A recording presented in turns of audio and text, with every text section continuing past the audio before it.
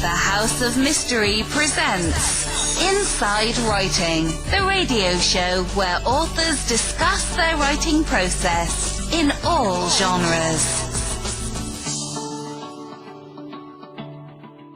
So, Daniel M. Jaffe, thank you for being here. My pleasure, Al. Thanks for having me. Wow. So where did this come from for you to start writing? I understand it was a little later in your life. You didn't start out as a writer as a kid and work your way through. You kind of went to it after a different career. You're right in terms of the formality of writing. I started off professionally as a corporate securities lawyer, and I did that work for a number of years. And it was fine. I mean, I liked the people I was working with and all that stuff, but the profession itself wasn't satisfying me. And I actually had always written, even as a child. I loved writing, but I never thought of it as something to become a mainstay. So it was always just one of those things I did when I had a little extra time. But the more dissatisfied I became with lawyering, the more I started asking myself, what is it I really want to do? And writing just kept coming up. So I made a bargain with myself while I was lawyering, which was, if I could, while lawyering, write a novel, complete a draft, and want to write more, then I would quit. So I spent 2 years, nights and weekends, writing a novel, which, of course, being my first, was terrible, and it's in a drawer somewhere, which is where it belongs. But I was able to do that. I was able to get a draft done.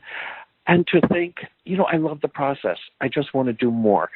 So at that point, I had been saving up for years, knowing that this day might come, and so I gave my notice. And I kept my license as a lawyer, up for 10 years after I left my job, just in case I needed to return to that profession. But I didn't, and then I started publishing short stories, and then I reached a point where I felt, I don't know how to take my writing farther. So then I went for a Master's of Fine Arts program, and that just opened up my writing completely. And then I started teaching writing in addition to writing, and so that's been my life ever since, and no regrets. Well, that's good. Now your books in general, they're memoirs, sort of, but they're also fiction. How do you combine the two? Well, you're right. There's a lot of it. Sometimes the posture I take is I take a fictionalized character contemplating his own life. So it feels like memoir, but it is fiction. But through a lot of the work, I do take aspects of my own life and put them on the page. And we can look, different books are different. So like my first published novel, which was called The Limits of Pleasure, was about a 40-ish gay Jewish man who was not really at all like me. Rather, he was the me I was both afraid of becoming and who I secretly wanted to become. And what I mean by that is I grew up in a very observant Jewish household, and although I'm not observant anymore, I'm still a sort of quietish kind of person. But this character of mine was outgoing in an obnoxious way, and incredibly promiscuous and blasphemous. And so basically saying and doing all the things that in life I would be like embarrassed or ashamed to say and do. But part of me would love to act out that way, but things we can write, we can't always do. So he was kind of my alter ego, and I had great fun with that character. So that was that one. I later on wrote a collection of short stories. Basically, it's short stories that I had written over many years on gay and Jewish themes with different characters that I compiled. But the stories, many of the stories themselves were indeed based on sort of autobiography. So stories about dating, stories about breakups, stories about serious relationship, the pain of losing relationship, issues about coming out to parents. That collection was called Jewish Gentle and Other Stories. And like, I'll give you an example. One story from that collection called Kaddish was a story that never actually happened to me, but something I was always afraid of happening. It was about a young man who comes out to his Orthodox parents, who then reject him and treat him as dead and hold a funeral. And this character attends his own funeral, the funeral that his parents have for him. And that was something that always worried me before I came out to my parents, was that I would somehow be shunned or treated as dead, because back, I mean, I'm in my early 60s now, so we're talking, more than 40 years ago, that was not uncommon among the really observant, and so forth. So those are the first two books, and then there was another book, The Genealogy of Understanding, which I would say was more reflective of me, in that it was a main character, an adult gay Jewish man, who was trying to see if he could analyze Torah, the Hebrew Bible, in a way that would show that the Torah is actually adaptable and flexible, so that if one finds rules that don't feel comfortable, like the prohibition against homosexuality, one can use it as a starting point to figure out a way to analyze tradition and theology rather than as an immutable rule. So it's a series of stories about a community, a fictional community, but many of the community members actually reflect community members of my upbringing. And indeed, half the book was about stories about my own upbringing and my family and my parents and my mother developing dementia and my father having to cope with that, as well as coping with a gay son. And those stories were so autobiographical that when one of my mother's oldest friends started reading it, and this is a friend my mother had had since childhood, so she knew my parents from youth, she told me she couldn't read it. It was too painful because it was so real. So that, I love that kind of reaction, meaning I'd succeeded in capturing something. Although I'm sorry she didn't finish reading it. And then my most recently published novel, called Yeled Tov, which in Hebrew means good boy, is indeed a very autobiographical story of my teenage years, when I was terrified of being gay because I felt I can't be gay and a good Jewish boy at the same time. And it was, Yeled Tov really captured my struggle. And when some high school and college friends of mine read it, their reactions were, well, we recognize it all. Of course, certain things changed, to make a good novel. But it was very autobiographical.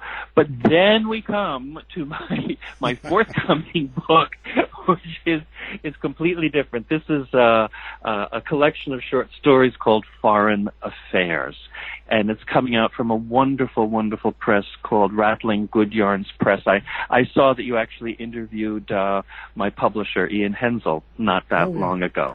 Yeah. And Ian was a delight to work with. What this is a collection of stories of men, some gay, some bi, some trans, some straight, who travel. It is based on my own travels, in that I only write about places where I've been, but the characters are fictionalized and made up, and there's a lot of magical realism. The characters experience romance or dating or sex or loss and so forth.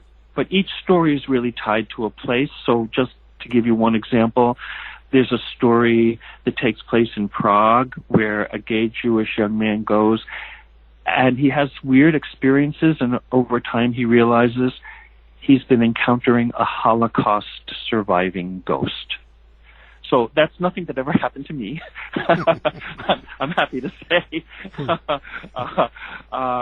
But it was really just sort of imagination. So the new book coming out in the fall, Foreign Affairs, is sort of a departure, in that way from my other work.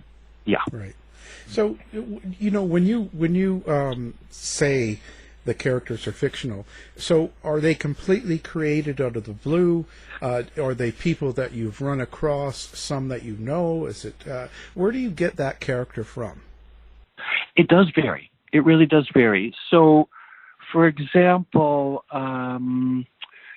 in Foreign Affairs, there's a story that takes place in the city of Coimbra, Portugal. And that story, my husband, Leo, and I went to Coimbra, and we visited a friend of ours. Actually, one of my closest friends, she's a writer. Her name is Eve Lecters. And Eve and I studied for our MFAs together in the 90s. And Eve moved there to sort of fashion herself anew. So that was an idea I wanted to capture. But instead of having a story about Eve or a woman based on Eve, I thought about, Coimbra was such a fascinating place that combined the old and the new, and we spent an afternoon in a cafe that had once been part of a church.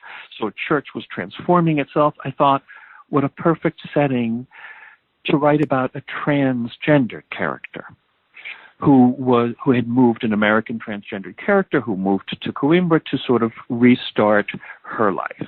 So I thought, oh, that's great. So there are elements of Eve's life underlying it, but Eve is not a transgendered person.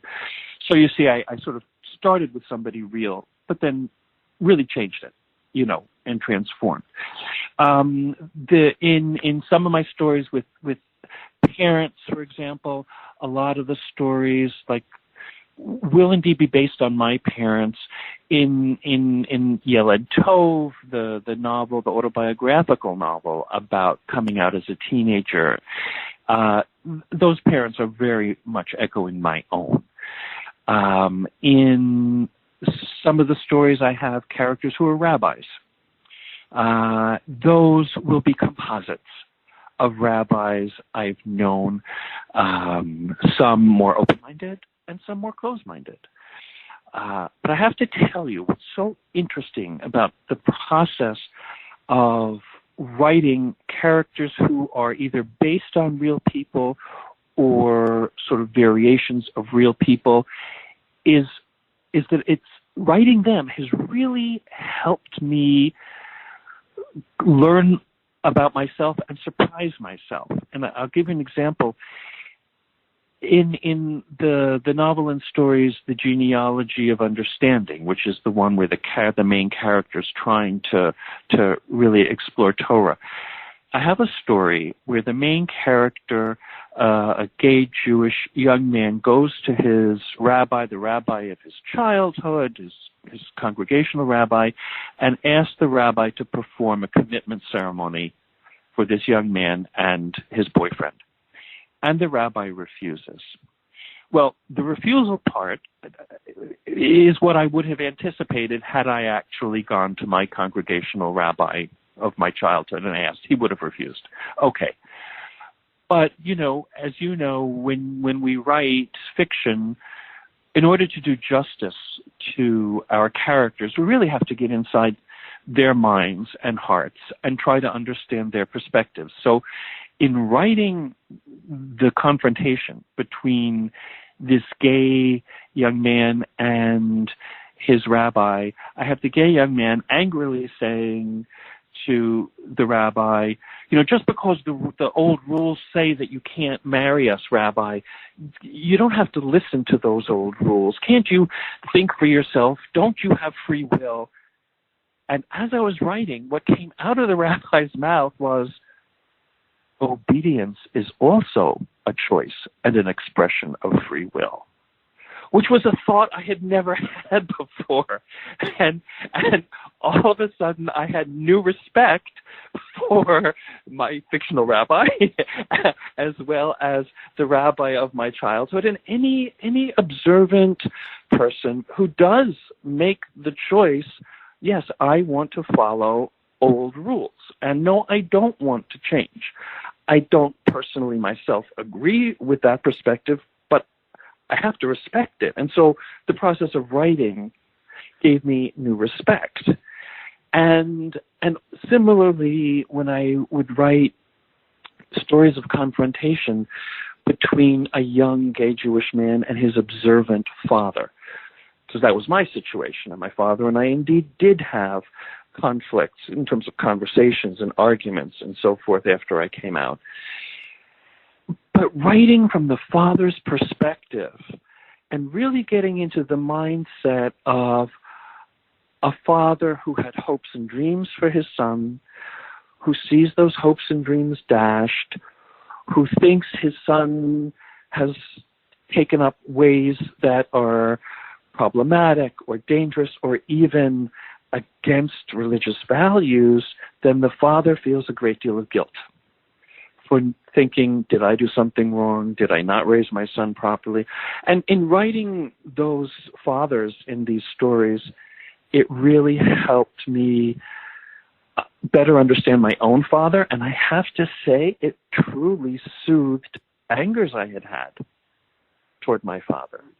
And our relationship improved tremendously because my anger subsided.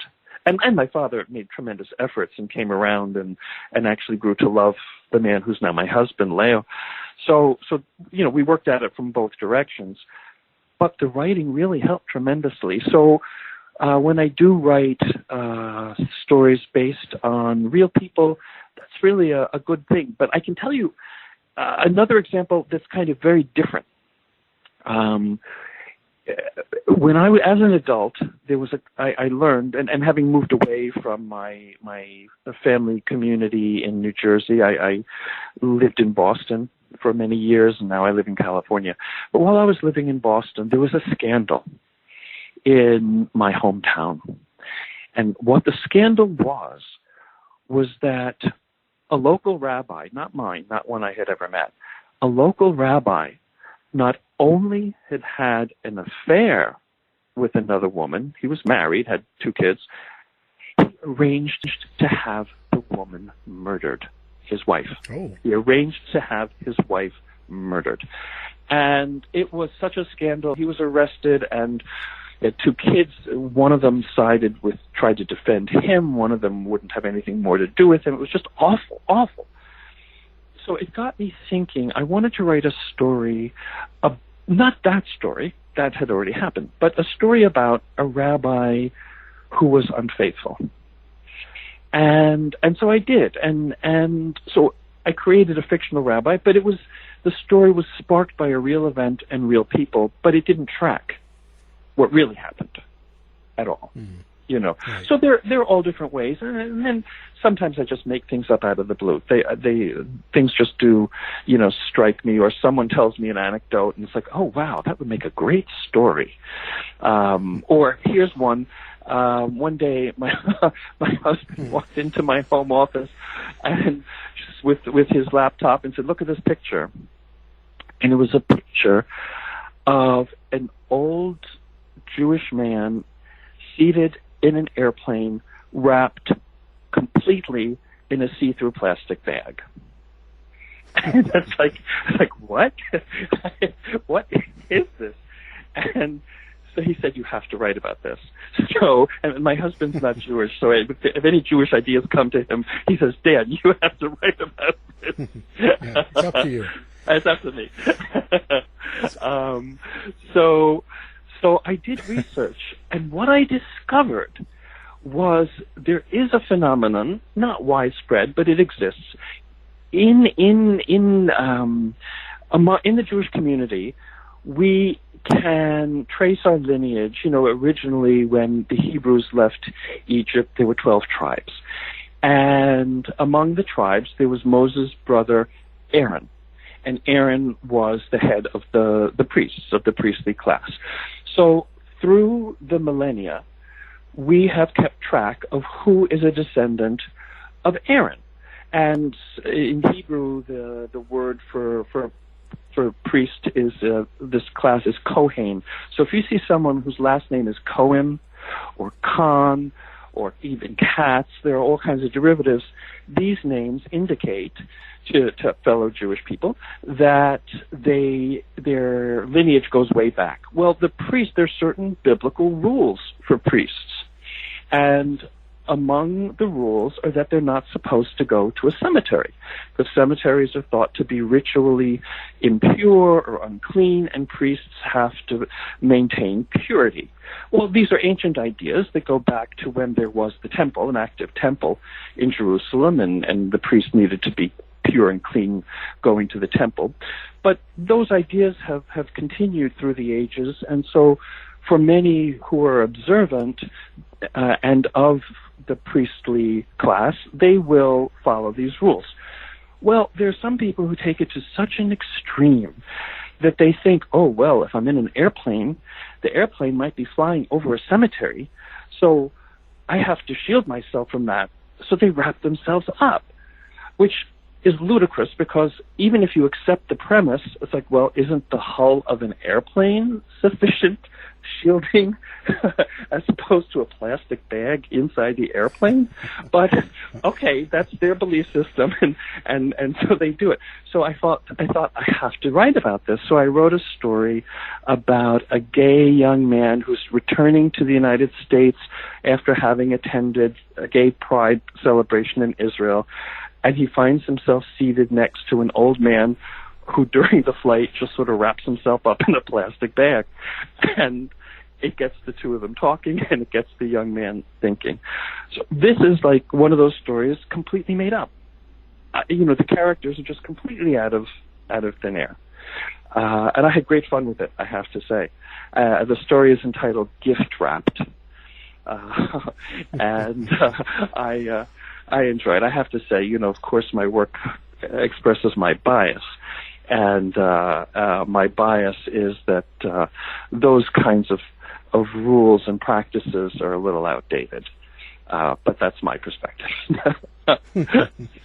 So a lot of your writing seems, in a way, it's like therapy. It's something that helps you get through certain things, or certainly think about a lot of these topics more deeply than you would if you didn't write.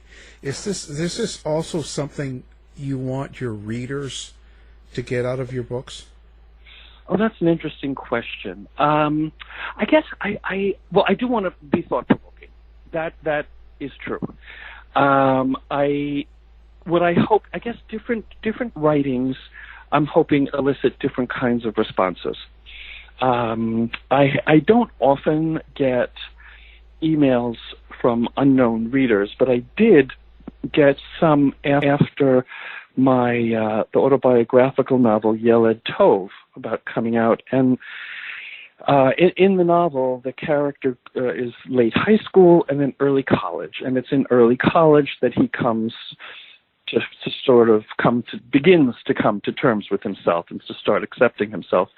I got an email from someone I had never met from my college class. And the subject line of the email was, Yeled Tov hit me hard.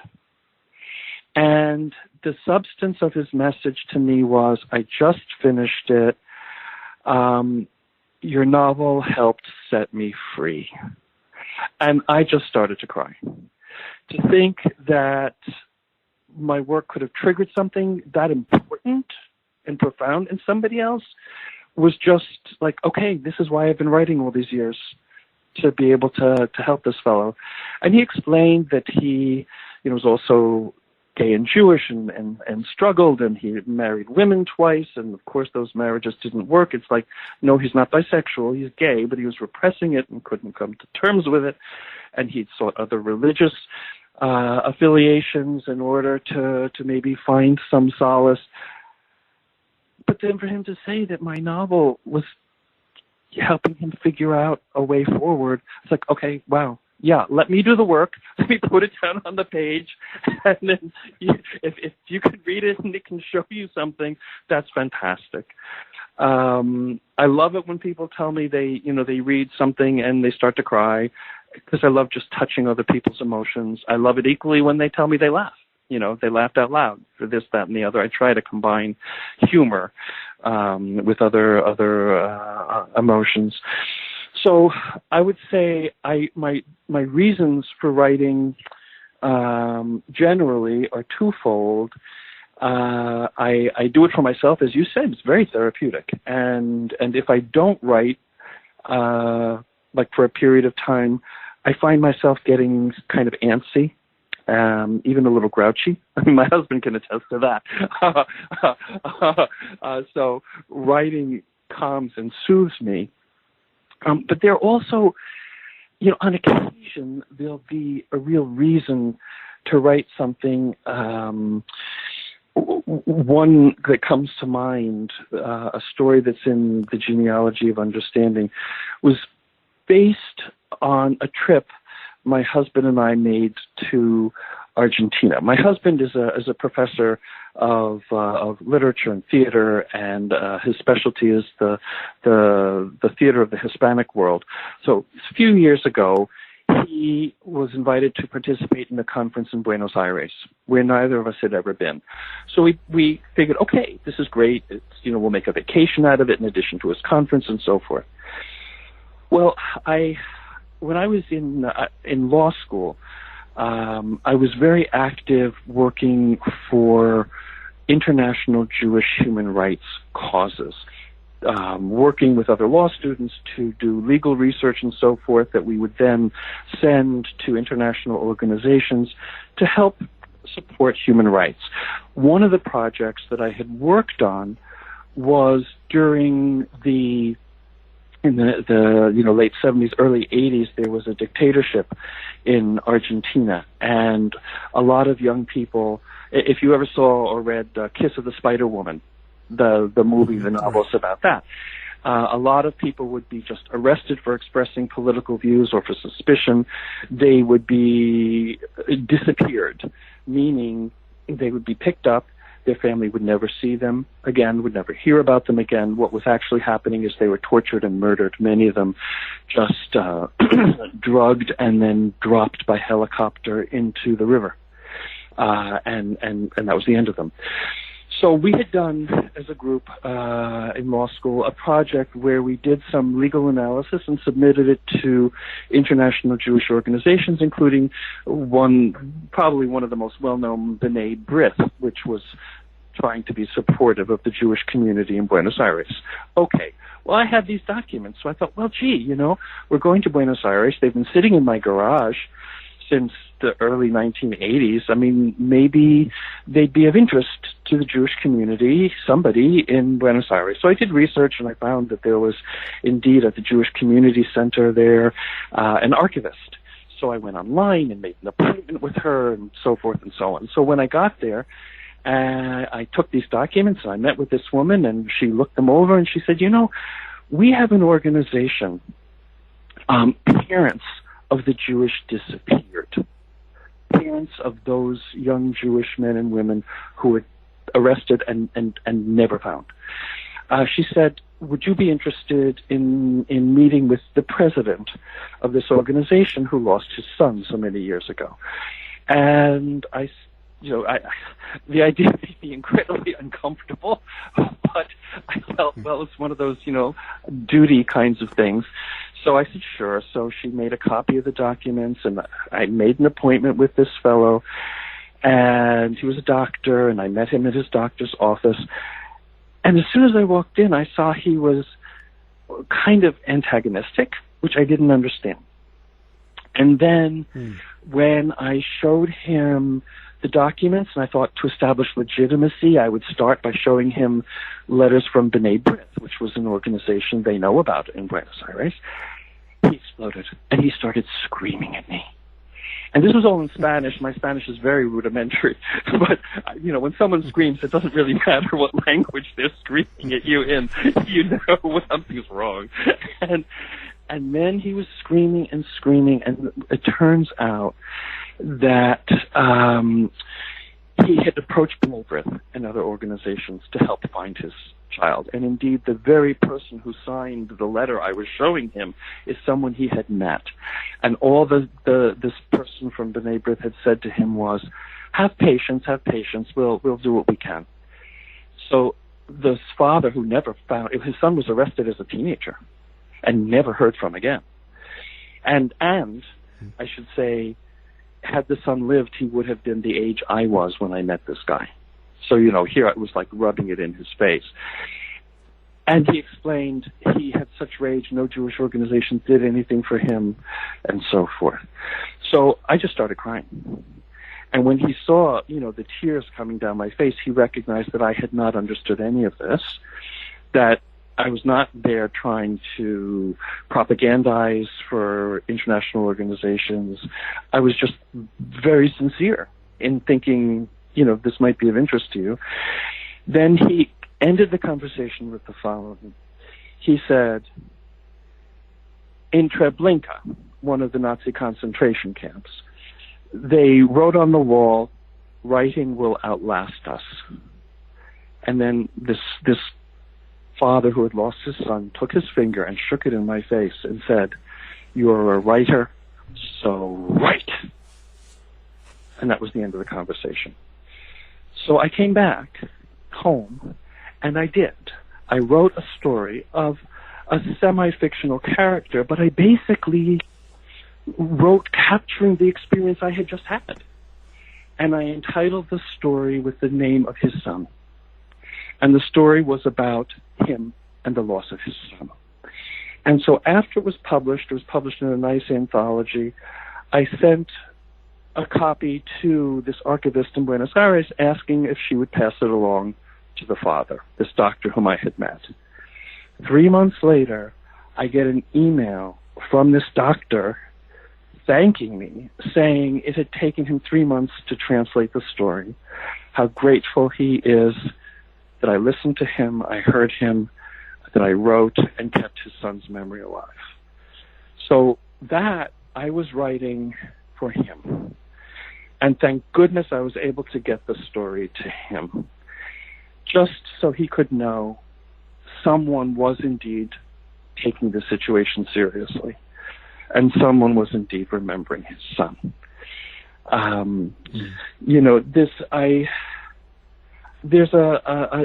wrote a little essay. Sometimes I write personal essays as well as fiction, although fiction's my main thing. And I wrote a personal essay short about why write.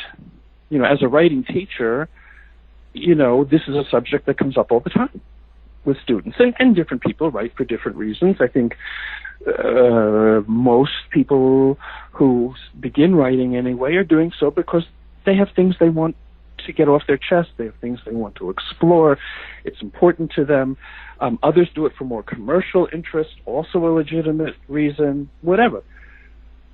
But I wanted to explore something different because I had attended a show, a performance by children in Los Angeles of a play that had been performed in the Terezin concentration camp. In Terezin, which is outside Prague, as you may know, the Nazis tried to use it as a bit of a showcase.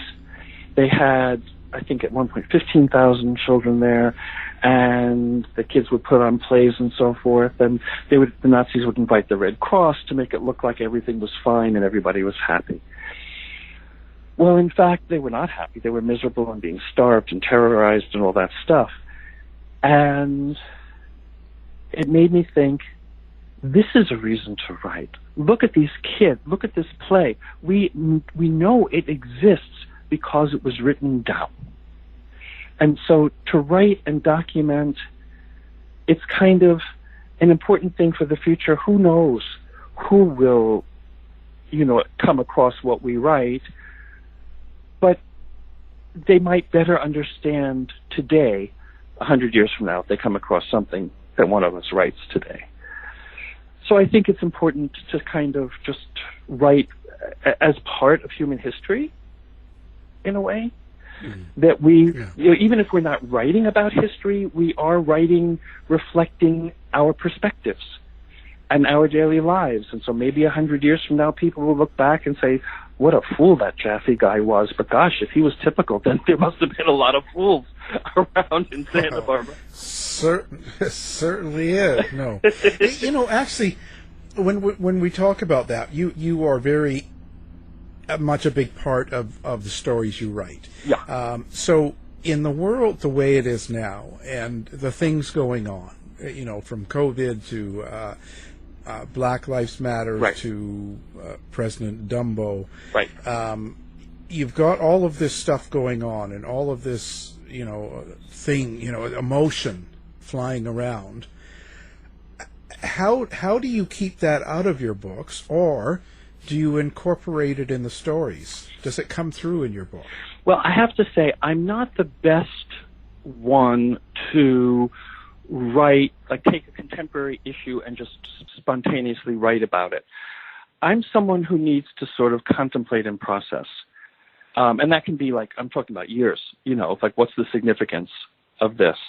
I do it a little, but not a lot. I think what I have, I think it was back in the 19th century, a lot of writers, I think Balzac was one, who would get ideas, Dostoevsky too, from things in the newspaper.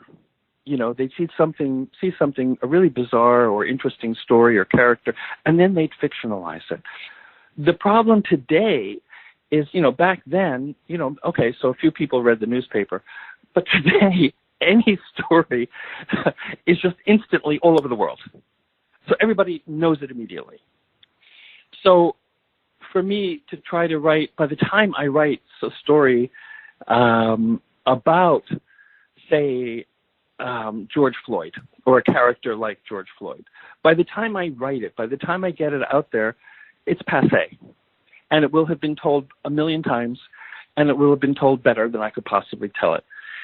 So I don't consciously choose to do that. But what I will do, for example, now I'm working on a novel that involves a range of characters of different ethnicities and races. That I purposely did because I want to reflect a more multicultural aspect of society. I should say my husband, Leo, is originally from Puerto Rico. So my in-laws are Puerto Rican. So we are a mix, a Jewish Latin American family. My household is multicultural.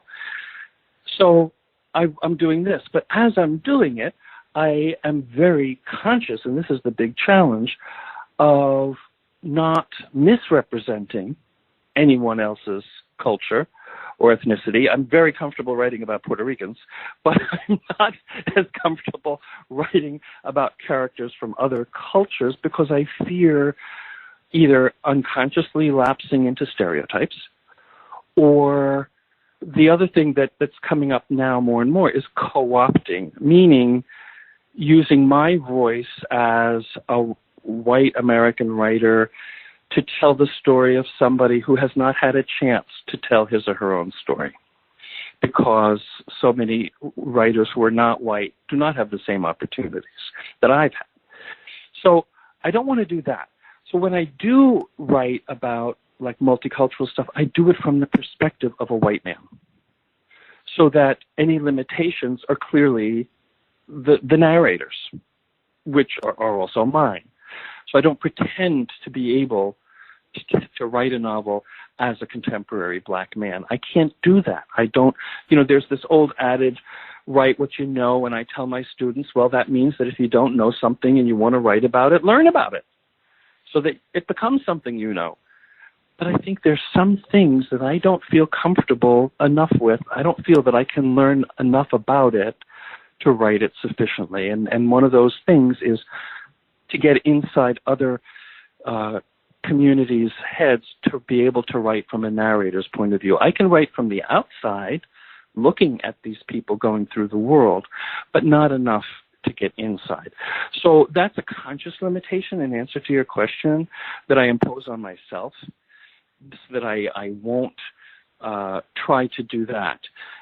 In terms of politics, it might be, the political situation might be background, or I'll do it in a metaphorical way rather than in a direct way. So, for example, in this collection that's coming out in the fall, Foreign Affairs, there's a story which is actually the most controversial story in there.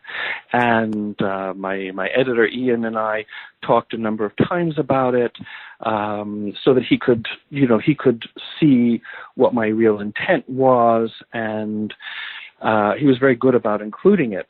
It's called In the Colony.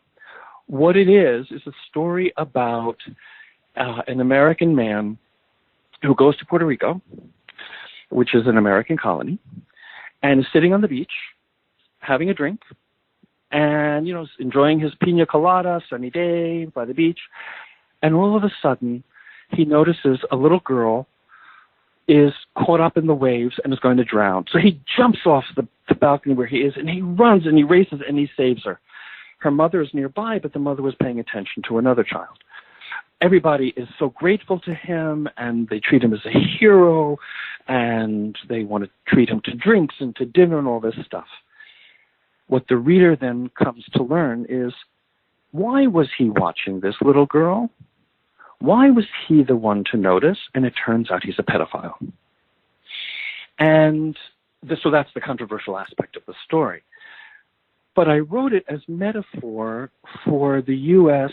colonizing Puerto Rico and other areas, other parts of the world, where you have a powerful country going in, offering good things, offering, as colonial powers did, either religion or economic benefits, supposedly, or other things.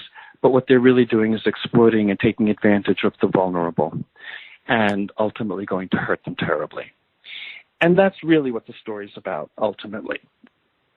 So there I took a political idea, but chose to present it indirectly, obliquely, rather than to write a story about colonialism, for example. So that's kind of what I do, is I tend, so you won't likely see me writing about outrage at the Trump administration. Yeah.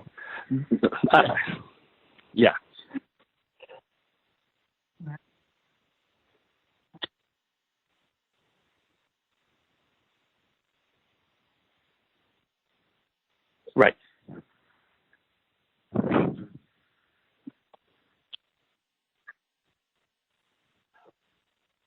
Right.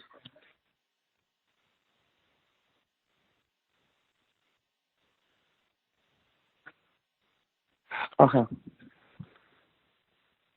I don't think it's that I'm looking for them. I think a lot of people who know my work would say I'm quite naturally dark psychologically, not dark in terms of, it's actually hard. It's been hard for me to write a lot about violence, for example. But I've had to push myself to do that because there have been stories that require that. But in terms of, like, right now, what I'm working on is a novel about a serial killer. So that tells you I've gone through that barrier of not being able to deal with violence. It's fiction, of course. But I do sometimes deal with social issues. For example, I think I mentioned a little earlier that I wanted to write a story about this rabbi who had an affair. And what I did was I had a rabbi have an affair with his wife's African-American housekeeper. So now race is an issue. Okay. So I ended up writing actually a few stories about these characters. And in one of them, the rabbi finally, after maybe 8 years of not seeing the housekeeper who had given birth to his baby, goes to her house.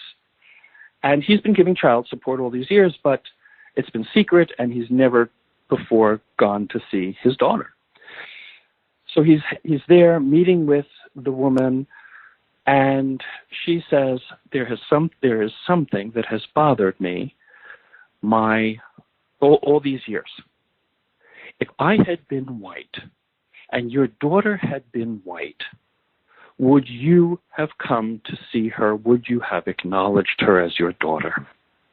Because I really wanted to deal with this race question. And as I started writing this, I didn't know the answer. But as I was writing it, the answer came to me, and the answer was like, perfect, yes. And his answer was, I don't care that she's black. What I care about is she's not Jewish. Because in Jewish tradition, the child is the religion of the mother. You're not Jewish. She's not Jewish. That's why I wouldn't acknowledge her. And it's like, yes, that's it. For some of the awful, rigid Jewish people I've known, the really Orthodox, many of whom are rigid, not all by any means, but many of whom are, I have not seen a lot of racism. I have to be honest. I really haven't. I have seen a lot of I don't even know the word, of we have to just be pure among ourselves, meaning Jewish. And that the hostility, not hostility, but the sense of not belonging is, if you're not Jewish, you don't belong. Sorry. Nothing we can do about it. That's just the way it is. So when this came out, I felt that was the right way for me to address this particular social issue, a current social issue of racism, that this character wasn't, for the rabbi in my story, it wasn't about racism. It was about a different kind of chauvinism. That's the word. A different kind of chauvinism. So contemporary issues will find their way into my stories that way, indirectly. I don't know what today's events, if they will make their way in. Although I have, as I'm working through this new novel with multicultural characters, I certainly have an African-American character, and I'm thinking of having the narrator sort of acknowledge expressly the need to be extra sensitive because of the new awareness of the Black Lives Matter movement and the ways in which Black people have been specifically oppressed here. So that might be, that a character might make an acknowledgement, a reference to current issues. But what has always interested me with writing, and I think will continue, is really the underlying psychological stuff of why people do what they do. For me, the most interesting question is why, more than what it is characters do. I have a friend in Santa Barbara who's a very successful writer of thrillers, and I bemoan the fact with her, she and I meet for coffee, and I bemoan how, my sales aren't so great. Nobody's that interested in psychological stuff. I mean, people like what I write, but it's not as, I said, she tells me the numbers, the thousands and thousands of copies she sells. And it's like, well, I really don't match that with my work. And she says, Dan, you have to write a thriller. She said, I would love to take you to a thriller conference. I'll introduce you to agents and all this stuff. And it's like, well, it's very exciting. So I actually tried. And I studied thrillers, read all the big names. It's not me, at least not yet. Maybe one day before I die, I'll write one. But it's just not how my mind works. That kind of plotting mind. For me, plotting is just sort of how characters behave based on their psyches, but not so much someone out and about and doing things. And even this novel I'm working on now about a serial killer, it's not really a thriller. It's more about trying to understand the characters. So that's kind of a limitation I have, but it's also what I enjoy doing. So I don't know that I would really take on some of the more dramatic things that we're seeing play out in the news all the time. And actually, I also find, I really keep, especially the last half year, been very current with everything going on in the news. I find it so overwhelmingly depressing. I think it's important for me to understand all this and know about it, but I don't want to spend more time on it when I write. For me, my writing is an escape within myself. I think you really put your finger on it when you use the word, therapy. For me, my writing is very therapeutic, and if I could find a way to write, about contemporary politics or social unrest effectively, I would love to. But I don't know that that's really my forte right now, Right. Well, I mean, writing about a serial killer is going to open you up to it. I'm hoping you're right. I'm hoping you're right. But my approach, even for this, it is a little tongue in cheek, because I don't want to emphasize. Well, I guess that's it. That's really what I have to. It's a little tongue-in-cheek, and I'm playing with it and exploring it. But maybe I will. Maybe it will. Maybe it will make me, more skilled at fast-paced plotting. I should say that as a reader, I incline toward reading more psychologically oriented fiction myself. But as a movie watcher, my tastes are broader. And I love watching fast-paced stuff. I love action stuff. I love, Harrison Ford and all his Raiders of the Lost Ark kinds of stuff.